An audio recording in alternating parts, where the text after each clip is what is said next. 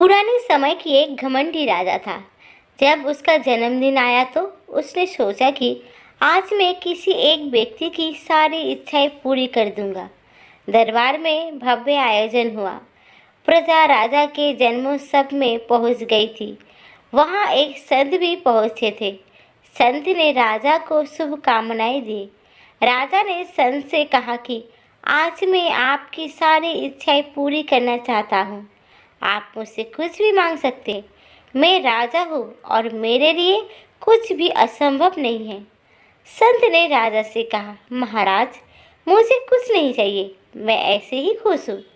राजा ने संत से फिर कहा कि आप इच्छाएं बताएं, मैं उन्हें जरूर पूरी करूँगा। राजा जिद कर रहा था तो संत ने कहा, ठीक है राज, मेरे इस छोटे से बर्तन को सोने की सिक्कों से भर दो। राजा ने कहा कि ये तो बहुत छोटा सा काम है, मैं अभी इसे भर के देता हूँ। राजा ने जैसे ही अपने पास रखे हुए सोने के सिक्के उसमें डाले तो सभी सिक्के गायब हो गए। राजा ये देखकर हैरान हो गया।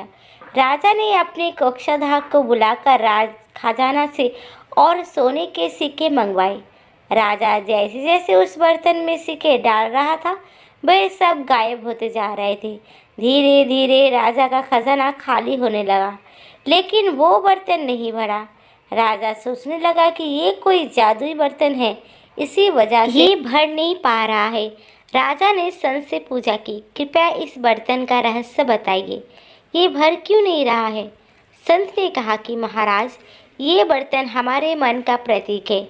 जिस तरह हमारा मन धन, पद और ज्ञान से कभी भी नहीं भरता है, ठीक उसी तरह से ये पात्र भी कभी भर ही नहीं सकता।